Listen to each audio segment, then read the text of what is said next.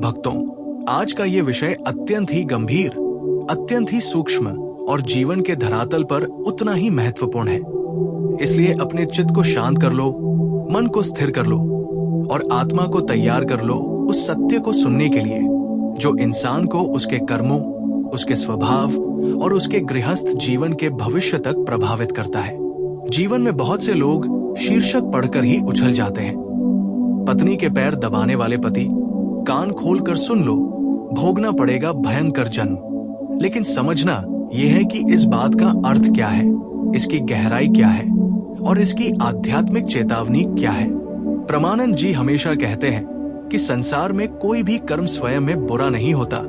बुराई या पवित्रता कर्म में नहीं, बल्कि उस कर्म की भावना में छुपी होती है। इसी कारण पति पत्नी के पांव दबाए तो ये कोई पाप नहीं, कोई अधर्म नहीं, कोई बुरी बात नहीं, परंतु अगर वो ये कर्म डर, मजबूरी, पत्नी के गुस्से के भय, अहंकार को संतुष्ट करने, अपनी आत्मा की आवाज को दबाने या अपनी ही मर्यादा का हनन करके करे, तब वही सेवा कर्म बंधन बन जाती है। वही सेवा अगला जन्म भारी कर देती है। वही सेवा आत्मा को बंधन में बांध देती है। शास्त्रों में स्पष्ट कहा गया है कि जहां प्रेम और सेवा धर्म बन जाती है, वहां वही कर्म मोक्ष का मार्ग बन जाते हैं। लेकिन जहां प्रेम की जगह भय, सम्मान की जगह चापलूसी, कर्तव्य की जगह कमजोरी और साहस की जगह आत्मदमन बैठ जाए, वहां वही कर्म अगले जन्म का बोझ बन जाते हैं। इसलिए ये समझना अत्यंत आवश्यक है कि पत्नी के पैर दबाना पाप नहीं, परंतु पत्नी को इस प्रकार से ऊपर बैठा देना कि पति स्वयं को ही कमजोर और अपना धर्म भूलने वाला बना ले, ये आत्मविनाश का मार्ग है। पति को घर का पालक, रक्षक, मार्गदर्शक और सत्पुरुष माना गया है और पत्नी को उसकी जीवन संगिनी, उसकी प्रेरणा, उसकी धैर्य शक्ति, उसकी लक्ष्मी, उसकी शांति का स्रोत माना गया है। लेकिन गृहस्थ तभी सफल होता है जब सम्मान दो तरफा हो, जब प्रेम दोनों दिशाओं से बहता हो, जब सेवा एक दूसरे की थकान मिटाने के लिए की जाए, न कि किसी पर शासन करने या किसी को दबाने के लिए। आजकल बहुत से पति अपने भीतर की आत्मा की आवाज को मारकर, अपनी हिम्मत को तोड़कर, झगड़े के डर से, रिश्ते को खोने के भय से, समाज क्या कहेगा इस चिंता से, या पत्नी को खुश करने की चेष्टा में अपनी मर्यादा गिरा देते हैं। यही वो स्थान है जहां से पाप शुरू होता है। पत्नी नहीं, उसका पैर दबाना नहीं, बल्कि अपनी आत्मा का अपमान करना पाप है।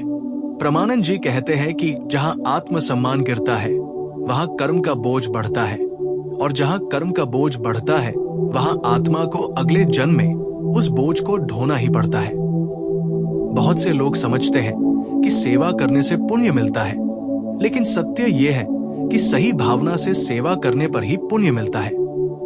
गलत भाव से, मजबूरी से, चापलूसी से, भय से की गई सेवा पाप में बदल जाती है।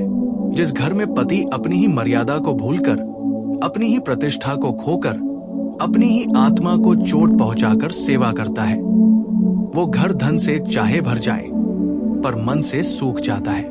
पत्नी भी देवी तब बनती है जब पति उसे सम्मान दे, लेकिन पत्नी तभी देवी बनी रह सकती है जब वो पति की मर्यादा को भी सम्मानित करे, उसके भावों को समझे, उसकी थकान को प्रेम से मिटाए, उसके प्रयासों को पहचाने।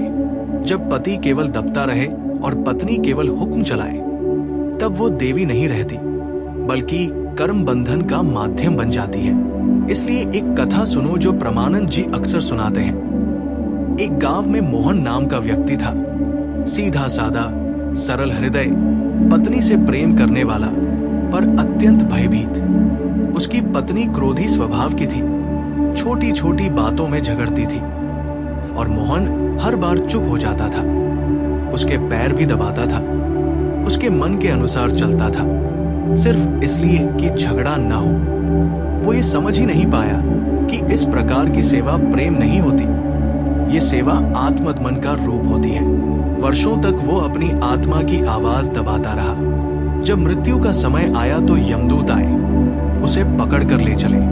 मोहन रोने लगा, मैंने तो किसी को दुख नहीं दिया, फिर मुझे क्यों ले जा रहे हो? यमदूत हंसने लगे और बोले, तूने किसी को दुख नहीं दिया, पर तूने अपने आप को दुख दिया। तूने अपनी आत्मा पर अत्याचार किया। तूने अपनी मर्यादा को मार डाला।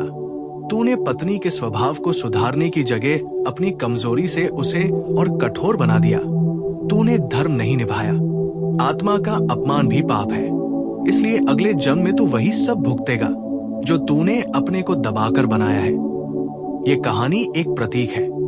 पत्नी गलत नहीं, पैर दबाना गलत नहीं, लेकिन स्वयं को छोटा बनाना गलत है। प्रमानंद जी कहते हैं, गृहस्थ वही सफल होता है जहां सेवा प्रेम से होती है, जहां दोनों एक दूसरे को ऊपर उठाते हैं, न कि एक ऊपर और दूसरा नीचे। पति को अपनी पत्नी का सम्मान करना चाहिए, उसकी थकान मिटानी चाहिए, उसका सम्मान करना चाहिए, लेकिन अपनी आत्मा को बेचकर नहीं। गृहस्थ धर्म में संतुलन सबसे बड़ी आवश्यकता है। न पति अत्याचारी बने, न पत्नी अभिमानी बने। यदि पत्नी वास्तव में थकी है, गर्भवती है, बीमार है, तनाव में है, तब उसका पैर दबाना बड़ा ही पुण्य कर्म है। परंतु यदि पत्नी अपनी शक्ति का दुरुपयोग कर रही है, पति को कमतर दिखा रही है, आदेश दे रही है और पति डर के कारण सेवा कर रहा है, तब ये केवल कर्म बंधन बनता है। इसलिए प्रमानंद जी कहते हैं, प्रेम में सेवा होती है, लेकिन भय में पाप होता है। पति पत्नी दोनों को अपने कर्तव्य समझने चाहिए। पति को सुरक्षा, मार्गदर्शन, साहस, जिम्मेदारी का पालन करना चाहिए और पत्नी को प्रेम, शांति, सहयोग, धैर्य और आदर निभाना चाहिए। जहां ये संतुलन होता है, वहां घर स्वर्ग बन जाता है। जहां नहीं होता, वहां सुख दिखता तो है, लेकिन भीतर से घर टूट रहा होता है।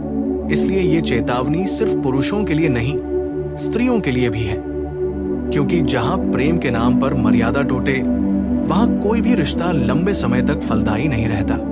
अंत में प्रमानंद जी के एक वचन से इस पूरे अर्थ को समझ लो। पति के द्वारा पत्नी की सेवा पाप नहीं, लेकिन पति द्वारा अपने आत्मसम्मान का दमन अवश्य पाप है, और आत्मा को इस पाप का फल अगले जन्म में भोगना ही पड़ता है। इसलिए सेवा करो, प्रेम करो, सम्मान करो, लेकिन अपनी आत्मा को मत मारो। यही गृहस्थ धर्म का सार है।